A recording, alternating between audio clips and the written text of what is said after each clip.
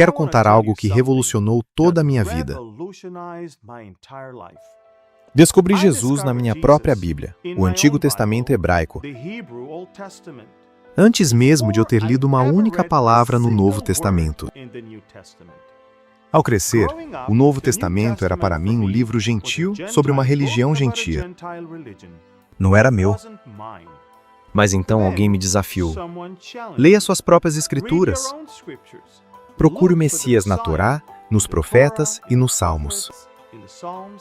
Então eu fiz isso, e o que descobri foi impressionante. Jesus está em toda parte, de Gênesis a Malaquias. Jesus no Antigo Testamento. Eis o que mais me chocou. Jesus provou ser o Messias usando apenas o Antigo Testamento. Ele não citou o Novo Testamento uma única vez. Ainda não existia. Ele usou apenas as escrituras hebraicas para provar sua messianidade. Em Lucas, capítulo 24, após a sua ressurreição, Jesus apareceu a 2 discípulos no caminho para Emaús. Eles estavam com o coração partido e confusos. Seus olhos foram impedidos de reconhecê-lo. No versículo 25, Jesus disse: Ó insensatos e lentos para crer em tudo que os profetas disseram. Não deveria o Cristo ter sofrido essas coisas e entrado na sua glória? E começando por Moisés e todos os profetas, ele explicou-lhes em todas as Escrituras as coisas concernentes a si mesmo. Jesus apresentou-lhes um estudo bíblico completo, de Gênesis a Malaquias, provando que ele era o Messias. Gostaria que tivéssemos essas anotações. Então, no versículo 44, Jesus declarou: São estas as palavras que eu lhes falei, estando ainda com vocês. Era necessário que se cumprisse tudo o que está escrito a respeito de mim na lei de Moisés, nos profetas e nos salmos.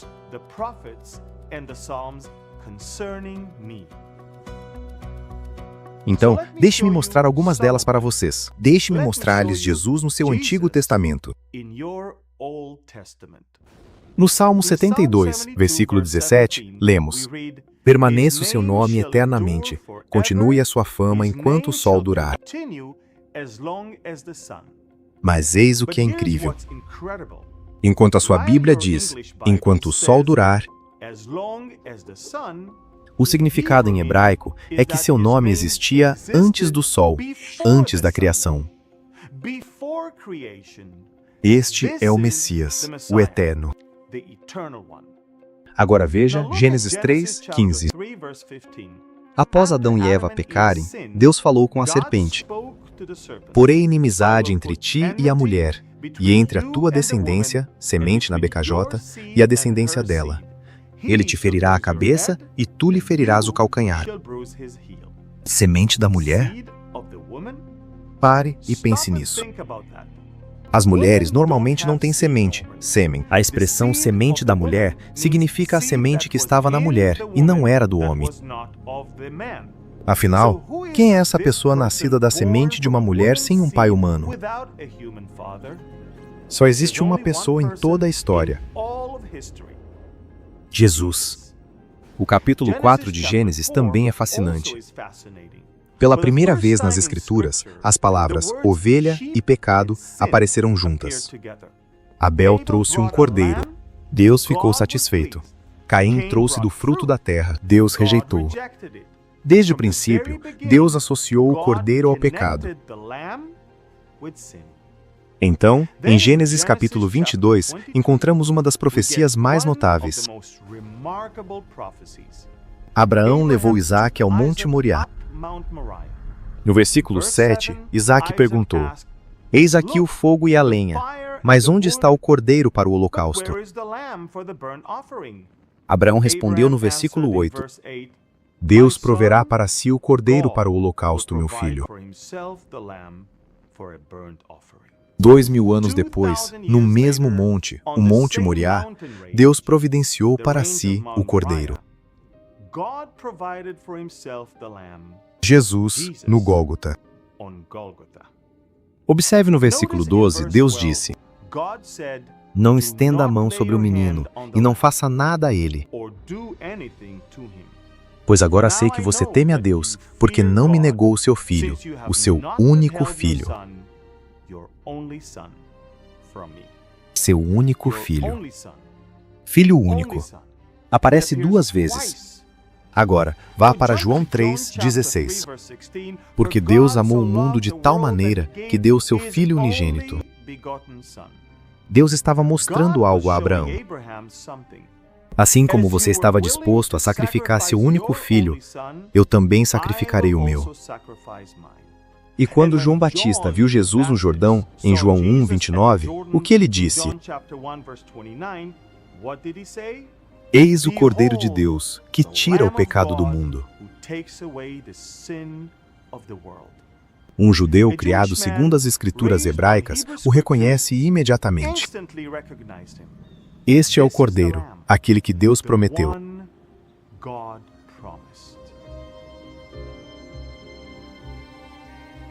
Mas a profecia que mudou completamente a minha vida foi Isaías, capítulo 53.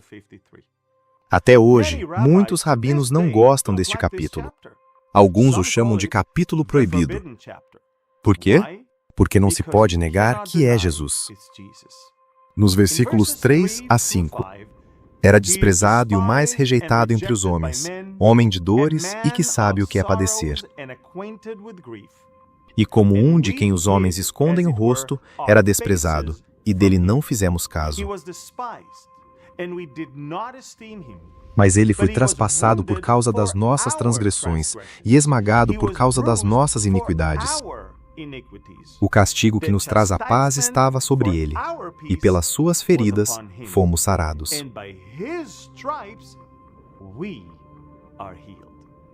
Isso foi escrito 700 anos antes do nascimento de Jesus, mas observe que está escrito no passado. Por quê? Porque uma vez que Deus declara algo, é como se já estivesse feito. É sim e amém. No versículo 7, ele foi oprimido e humilhado, mas não abriu a boca.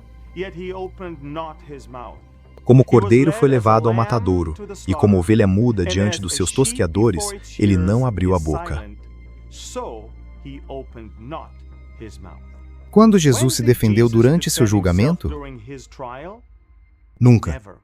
Ele permaneceu em silêncio. Isaías previu isso 700 anos antes de acontecer. Quando li Isaías 53, ainda jovem em Israel, soube que se tratava de Yeshua. Ele é o Messias. Já ouvi histórias de israelenses que leram exatamente essa parte, ficaram chateados e disseram: isso é do Novo Testamento, por que está na minha Bíblia? Enquanto isso, eles seguram o profeta Isaías em suas mãos. Eu poderia continuar. Miqueias 5:2 nos diz que ele nasceria em Belém, mas cujas origens são desde os dias da eternidade. Isaías 7:14 profetiza o nascimento virginal. O Salmo 22 descreve a crucificação em detalhes, tendo sido escrito 1000 anos antes mesmo de a crucificação ser inventada. Zacarias 12:10. Então olharão para mim, aquele a quem traspassaram. O Messias será traspassado. E quando ele voltar, Israel o reconhecerá e chorará por ele como quem chora por um filho único. Entende? O Antigo Testamento não é um livro judaico separado do cristianismo. O Antigo Testamento é o fundamento, a evidência, a prova.